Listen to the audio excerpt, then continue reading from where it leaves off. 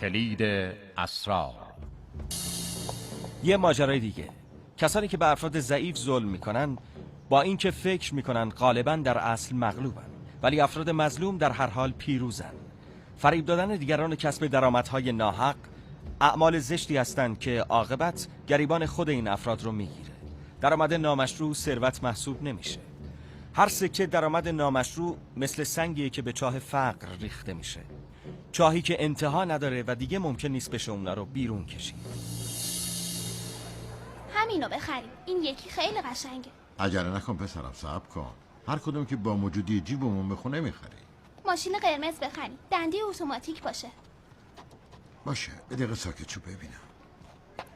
اینهاش این همونیه که دنبالشیم. سفیده ولی قشنگه. ببین بابا این خیلی قشنگه. پسرم عجله نکن، حالا بذاری گشتی بزنیم. ولی این ماشین خیلی قشنگه. عقبا بخشس آقا، تو این ماشینا سرپاترین و بهترینشون رو انتخاب کرده، قیمتش هم مناسبه. ببینش، بررسیش کن، کاملا سالمه.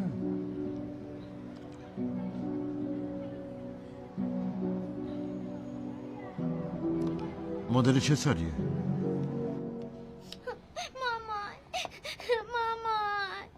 مامان چرا گریه میکنی پسر جون؟ مامانمو گم کردم. خیلی خوب، گریه نکن عزیزم، من مامانتو برات پیدا میکنم. حتما مامانت همین دورو براست. بیا ببینم. باز غیبت زد؟ من که نگفتم از کنارم دور نشو. بیا بریم را بیافت ببینم بچه این حرف نشنو. دیوونم کردی. خدایا کاش منم یه همچین بچه ای داشتم.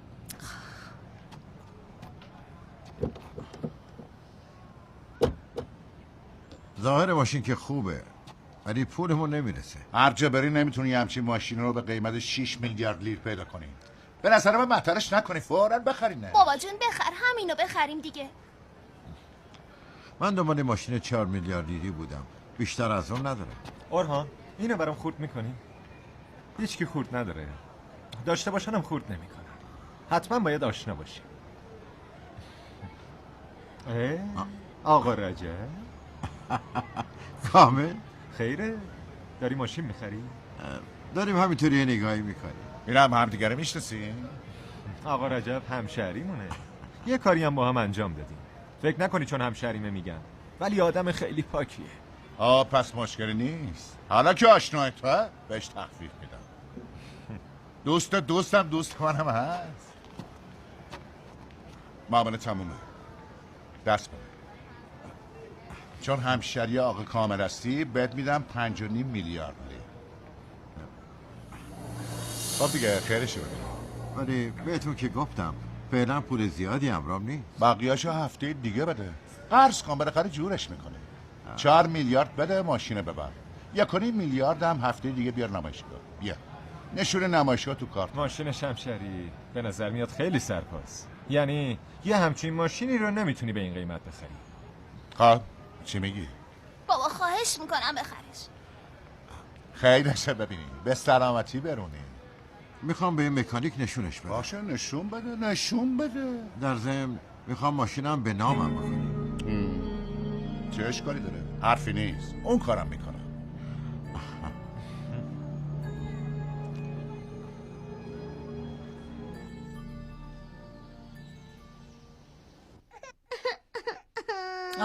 داری گریه میکنی؟ چی شده؟ سیب میخوای؟ ببین مامان اومد. خب دیگه گریه نکن. خب خوش اومدی حسیبه، بفرما. ممنون. کار آدم تو ادارات چقدر طول میکشه، مدارک به دست همینطور دور خودت میچرخی. ببینم اذیتت که نکرده خاله نه جونم، چه اذیتی. کار داشتی بازم بیارش، بچه خیلی خوبی بوده. خب دیگه بهتره ما بریم. عصر بخیر خاله. خدا حافظ.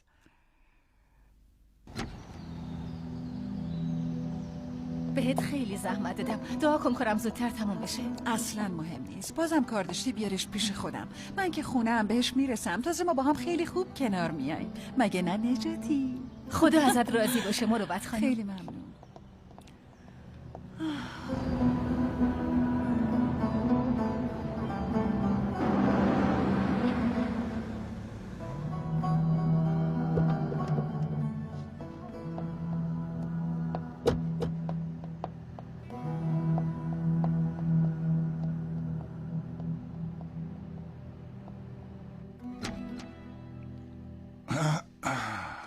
شب بخیر خانم. خوش اومدی. بیا سر میز شام.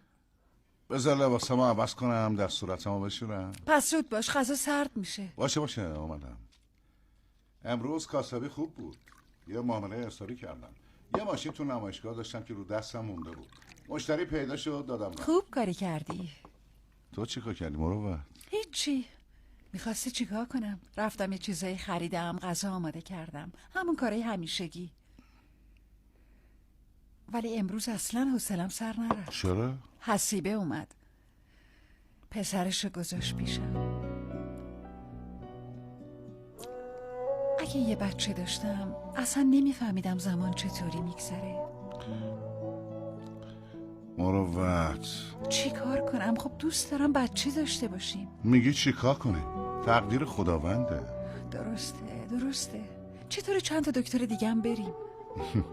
تا حالا چند تا دکتر رفتیم و جواب رد شنیدیم. بیفایده است، نمیشه، باید بسازیم. ولی همیشه باید امیدوار بود.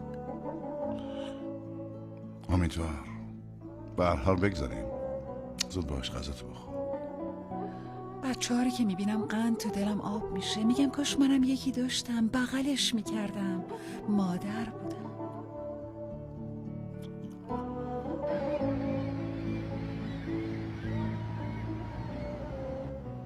تو هر مدلی میخوای بگو تهیه میکنم. مدل 2000 اتفاقا داریم. همشون ماشینای خارجی هن. نه هیچ ایرادی ندارن داداش. آره بینجا به ما سر بزن. منتظرتم. باشه خداحافظ. سلام علیکم. السلام علیکم. خوش آمدی آقا رجب. ممنون. بقیه پولو براتون آوردم. سرپا وانستیم. بفرمایید بشینین اونجا. بفرمایید.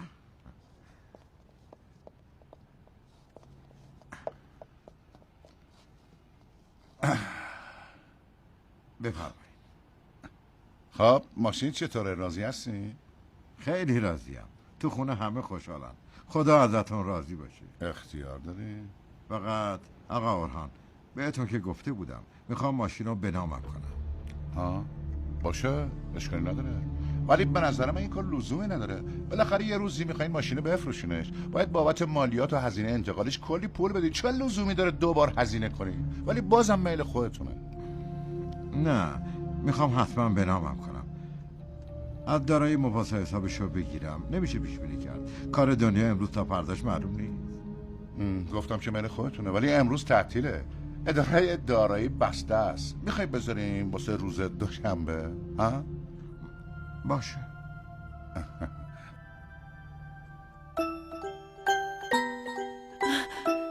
جونم.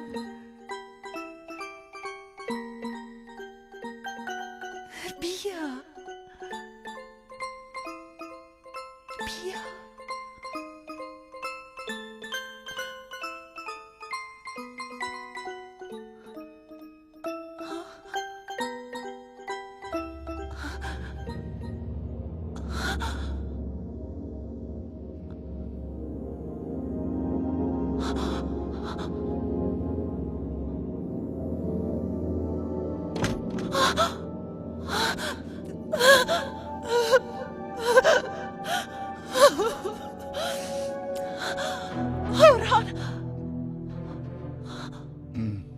چی شده؟ چرا بیدار شدی؟ خواب عجیبی دیدم. خیلی عجیب بود.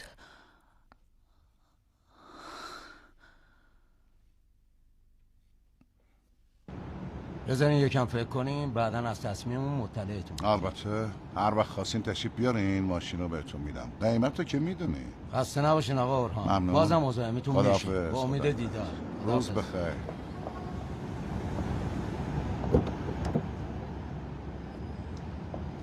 خیر آقا رجب چی شده؟ الان دارم از دارایی میام. ماشین مصادره‌ایه. نه جونم حتما اشتباه کردم. میدونم همه چیش درسته. بفرمایید بریم تو صحبت کنیم. ای بابا تو دارایی مدارکشو نشونم دادم. ماشین مصادره‌ای آقا اورهان.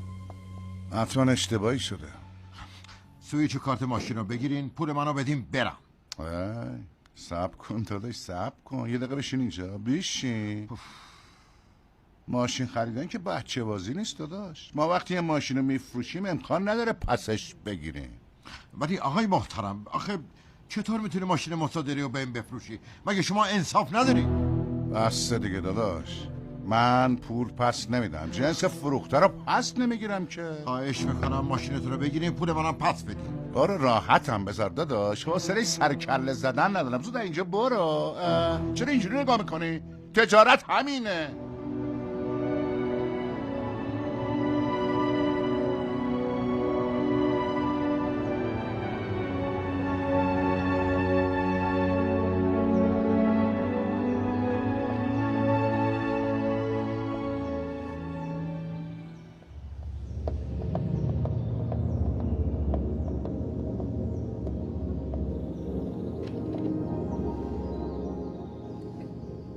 چیزی میخواستی؟ میشه 5 میلیون لیر بهم بدی؟ 5 میلیون لیر؟ بله 5 میلیون. اگه نمیخوایم بدین میرم، بی خود مزاحمتون نمیشم.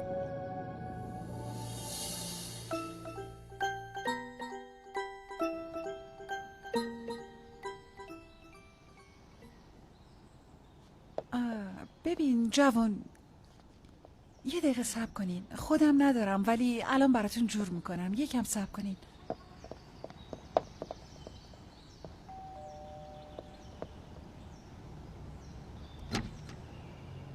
حسیب خانم، میشه 5 میلیون بهم قرض بدین؟ بعد از ظهر بهتون برمیگردونم. البته همسایه، یه دقیقه صبر کن.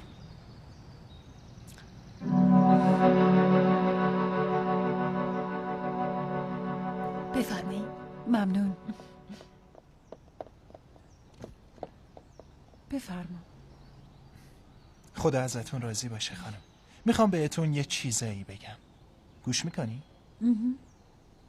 شما هیچ وقت بچه دار نشدین. خیلی دلتون میخواد ولی نمیشین. شما بچه دار میشین، صاحب یه پسر کاکلزری میشین. وقتی به دنیا اومد اسمشو بذارین عبدالقادر. با تولد اون زندگیتون کاملا عوض میشه، دلتون هم شاد میشه.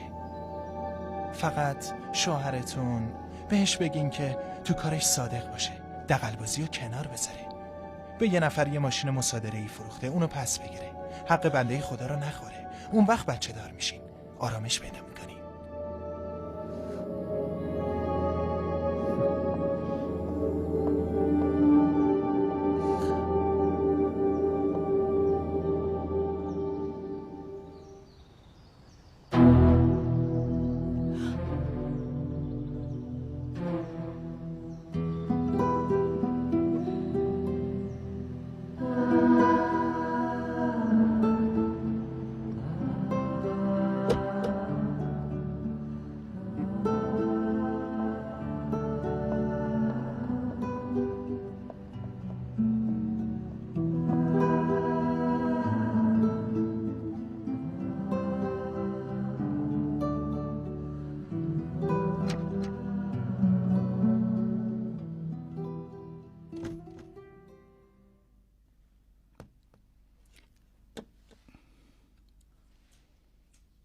مروت چی شده؟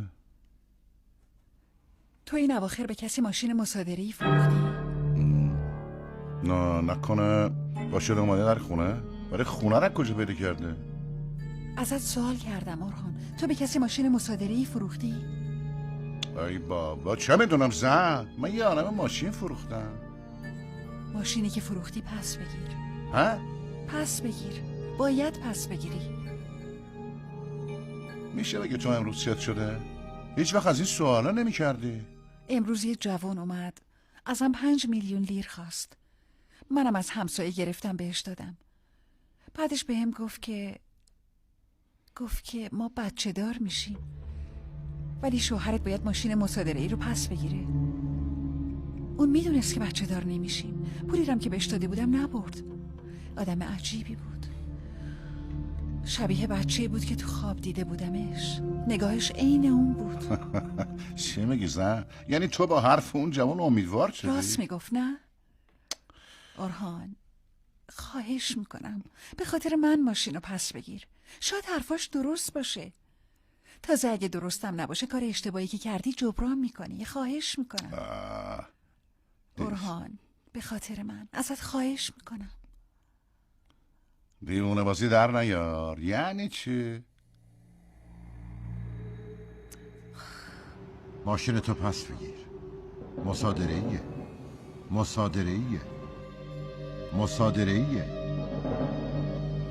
برهان، به خاطر من،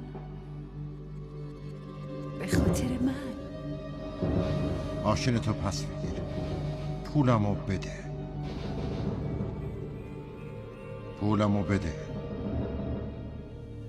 گفت که ما بچه دار میشیم.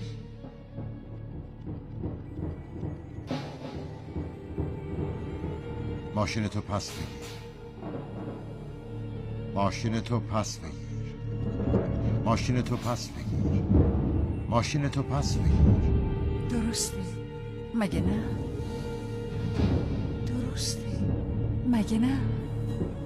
ماشین تو پس بگیر.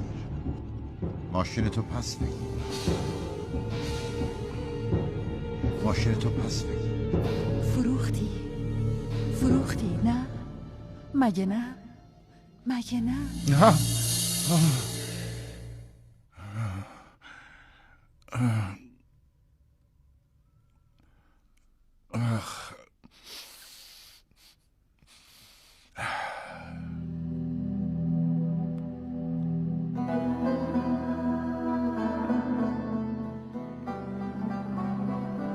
مروت.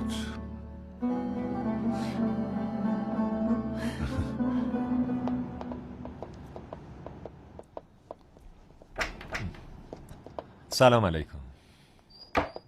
سلام علیکم. بفرم بشین. چرا گفتی با این عجله بیام؟ مشکلی پیش اومده؟ اون همشری تو کیاته؟ آقا رجبو میگم. رجب؟ همونی که ازت ماشین خرید؟ چی شده؟ مشکلی پیش اومده؟ نه، فقط میخوام ماشینی که بهش فروختم ازش پس بگیرم. چرا؟ نکنه مشتری بهتری پیدا کردی؟ نه، واسه خودم میخوام. واسه خوده؟ آره، واسه خودم. به هیچکی نمیفروشمش. سر در نمیارم. چرا؟ این پولا رو بگیر، اون ماشین برام بیار. این پول چقدره؟ 7 میلیارد. 7 میلیارد؟ برای چی؟ تو اونو 5.5 میلیارد داشت فروخته بودی؟ تو کاریت نباشه. پولا رو بردار، برو اون ماشین رو برام بخر و بیار. اگه نخواد پس بده چی؟ میده پشت. راستی در ضمن بهش بگو منو حلال کنه.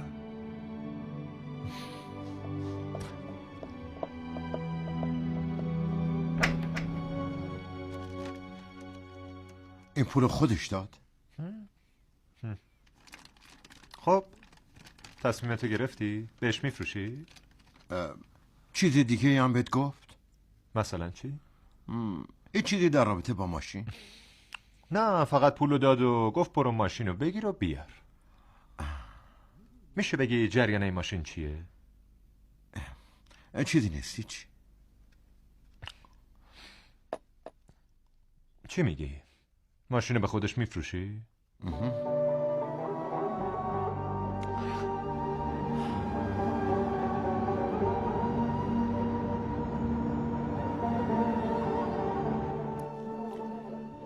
ببین گلدونام چه زود گل دادن.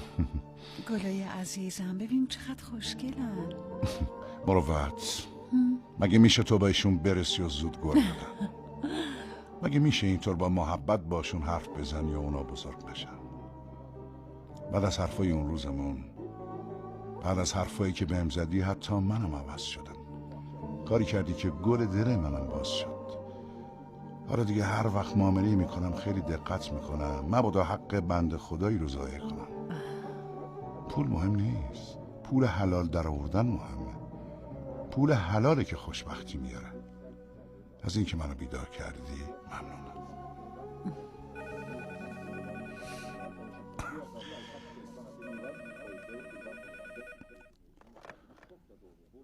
الو. سلام آقا رجب. ممنونم، خوبم، متشکرم. فردا بیا نمایشگاه صحبت کنیم. باشه؟ شب بخیر. هر خوبی که در حق دیگران بکنیم در اصل به منزله سرمایه گذاری برای زندگی خودمونه. انسانی که دارای فهم و درک و شعوره باید بدونه روزی دهنده‌ای که حتی یک مورچه کوچیک و بی روزی نمیذاره، انسانو که اشرف مخلوقاته هیچ وقت بدون رزق و روزی نخواهد گذاشت. پس چرا باید نگران روزی بود؟ بله دوستان عزیز، به پایان یکی دیگه از برنامه‌های کلید اسرار رسیدیم.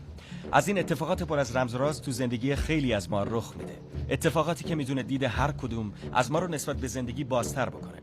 اگه معتقد باشیم و با دیده عبرت به اونا نگاه کنیم، ممکنه در زندگیمون اثراتی بذاره که راه و روشمون رو برای یک زندگی پرثمر عوض کنه، حتی زندگی شما رو.